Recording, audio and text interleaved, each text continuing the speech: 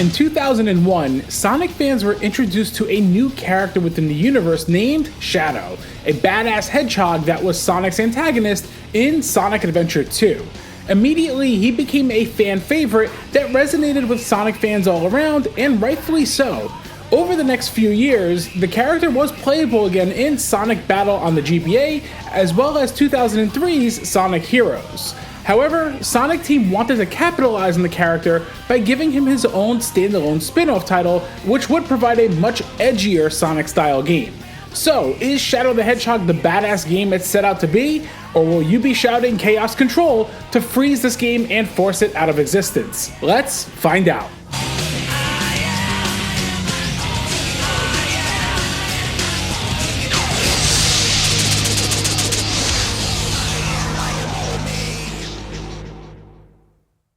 Shadow the Hedgehog starts off immediately in an edgier way than we've ever seen a game within the Sonic universe take off, with Shadow loading up a submachine gun and ready to be an absolute badass. Upon starting up the campaign, we learn that Shadow is still suffering from his amnesia, not recalling much of his past and questioning right from wrong. He recalls his past vaguely with his best friend Maria, but not much else.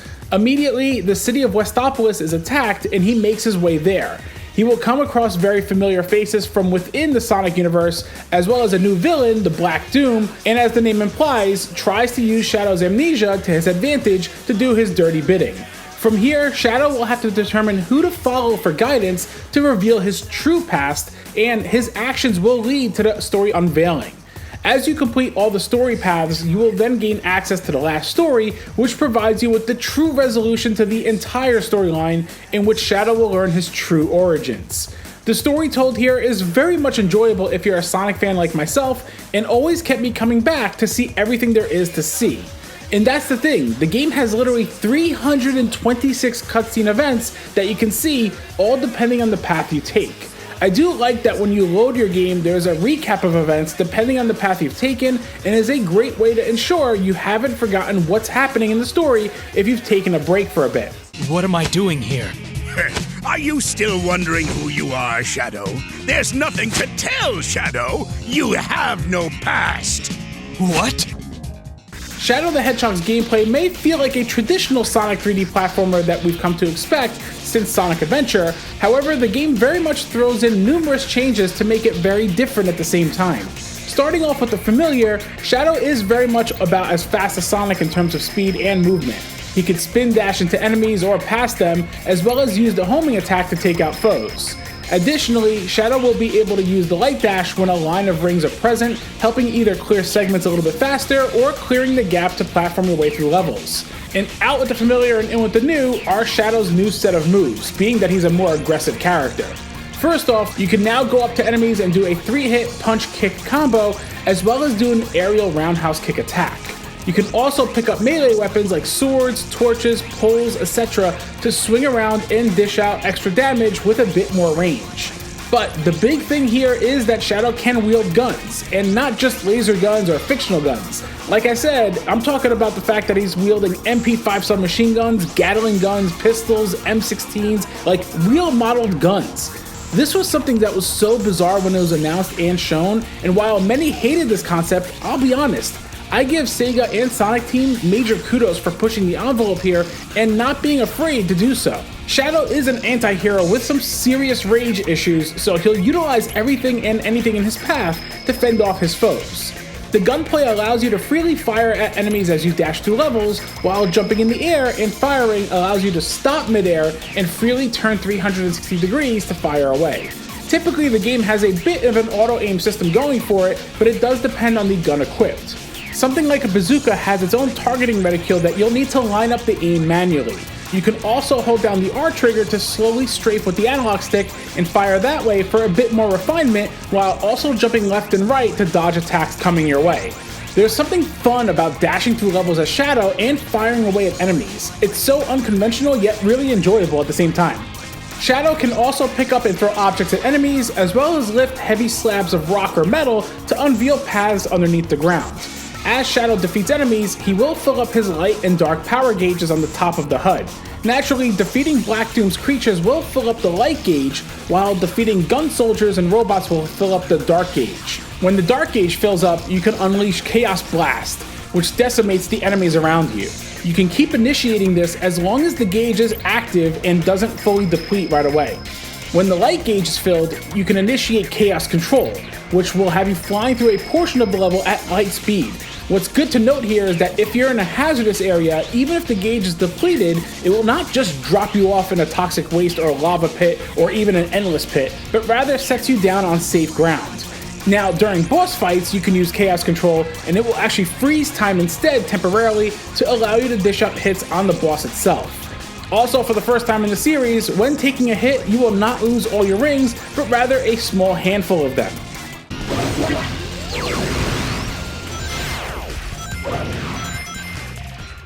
Now, the levels themselves and their structure is another difference in this installment.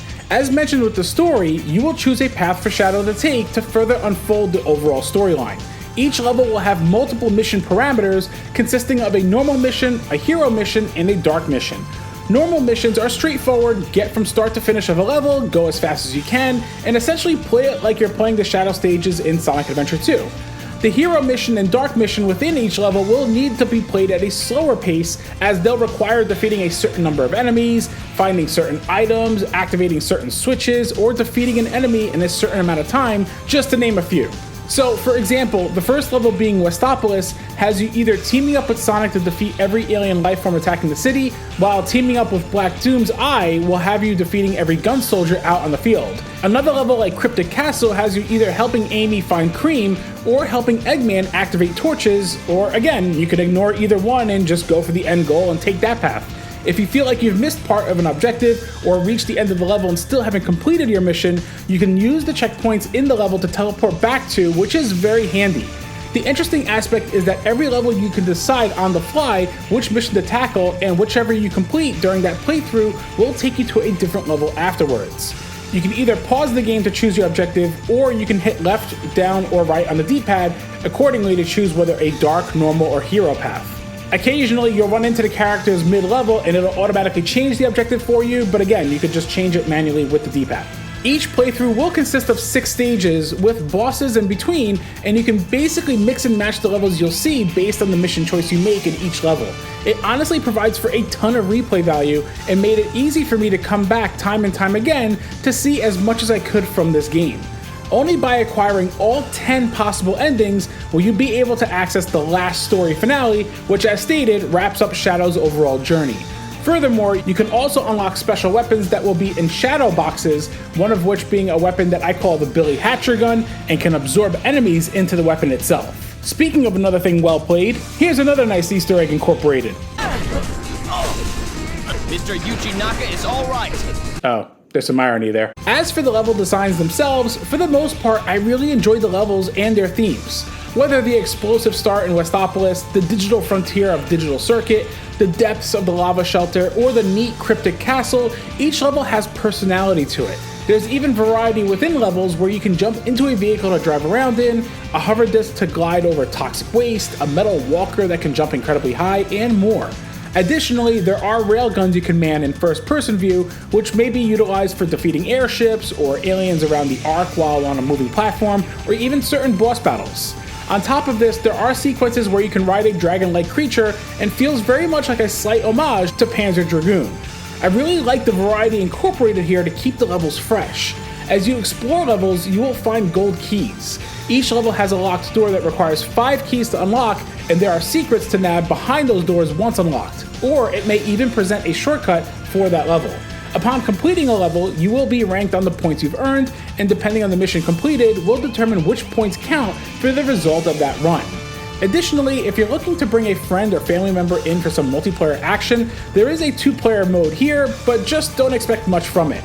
This 2-player mode is essentially just a one-on-one battle mode where you choose from one of 6 Shadow variants, go into a level, and see who can defeat who first, using any abilities or weapons you can get your hands on. That's about it.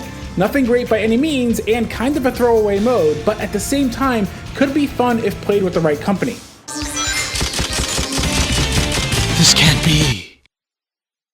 So let's dive into some of the negative aspects of Shadow the Hedgehog, the camera and controls. So, Shadow is fast, and his movement is a little slippery to be honest. It definitely takes some getting used to, but you will be falling to your death or having a cheap death more often than you'd like initially. While this can get annoying at first, getting used to Shadow's movement control was something I got used to after about a playthrough or so, but also after I recalled that you need to go through levels more slowly and methodically when tackling the hero and dark missions. However, the frustrating aspect is the camera. You can move the camera with the C-stick, turning it left and right, and then zooming in and out with up and down on the C-stick. However, there are so many times where the camera gets caught on an environmental object and will not cooperate with you whether turning it or adjusting the zoom. This is probably the most infuriating part with the controls within Shadow the Hedgehog, honestly. As for the other noteworthy cons, some of the levels may go on for a bit too long when trying to complete certain hero or dark objectives, taking upwards to more than 20 minutes at times. The other aspect that's annoying is that regardless of which mission you tackle, the game won't detect who's your ally in a sense. Meaning, if I'm going to do a hero mission, all the gun soldiers and robots can still hurt you if you're just running into them, yet you're on their side. I get why that'd be the case, as you could easily just keep changing the mission on the fly with the D-pad to avoid taking damage all around, but I wish that just colliding into them when running didn't actively knock you down. This is also probably why you only lose a few rings at a time when you get hit, as a counter to this aspect. Another thing is that even though there's a punch and kick combo system here, and I say that very loosely, the range is so minimal that it's almost rendered useless throughout the whole gameplay, and you're just better off using the homing attack. Now, these were all aspects that hurt the experience a little bit, whether it was the first time I played it back in 2005, or even revisiting it now in 2024, but it wasn't awful enough for me to stop playing the game at all. In terms of visuals, Shadow the Hedgehog looks pretty much what you'd expect from Sonic Team. Here's a vibrant looking game, even with its gritty tone, that still retains their core art direction and does a great job overall. Shadow and the crew all look really good here, while the NPC soldiers look only a little bit upgraded from the Sonic Adventure assets, yet still in the lower quality side here. But the game has a decent amount happening on screen. I mean, look at the opening level of Westopolis alone, which is so chaotic and keeps up with the frame rate for the most part. The game does typically have 60 frames per second going for it, but there were times of frame drops. Shadow's animations are quite good, and the overall environments have great detail and draw distance going for them. There might be the occasional object pop-up, but the levels themselves have good draw distance. In terms of audio, all of the voice actors from Sonic Adventure 1 and 2, as well as Sonic Heroes, reprise their roles here, and Shadow's voice actor does an excellent job bringing that gruff, dark tone in his voice for this standalone title. Get ready to also hear Shadow say damn a lot. Damn it. Damn it. Damn. Damn it. Damn it. The sound effects are traditional Sonic fare, which is a positive note, but now just add in some powerful gun sound effects to the mix. The game's soundtrack is absolutely outstanding. From the game's intro playing I Am All of Me, to the energetic theme of Westopolis, to the catchy Waking Up tune for the normal story path credits, the game's soundtrack is absolute fire. I'll be honest, soundtracks in games are a big part of an experience personally for me, as it helps me get more immersed and try to push past some of the issues a little bit easier if the music draws me into the gameplay. Shadow the Hedgehog achieves this, and to be fair, the Sonic franchise typically just has superb tunes. Definitely crank this one up.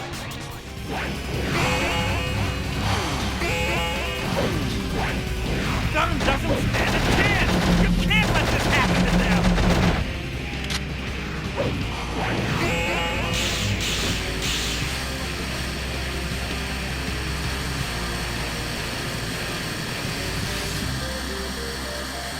What the heck is that? That passageway is floating and spinning! Shadow the Hedgehog is a game that got blasted by a majority of critics back in the day. When I played it shortly after its release, I was honestly hooked on it. Even despite its control and camera issues, which will infuriate many, the overall gameplay loop is still very much enjoyable and honestly addictive enough for me to always keep coming back for another playthrough, changing up the path I take each time. If you're not a fan of Sonic games, then what's here certainly won't win you over. However, if you're a fan of 3D Sonic games, and more so a fan of Shadow the Hedgehog, there's a lot of fun to be had here. I am all me.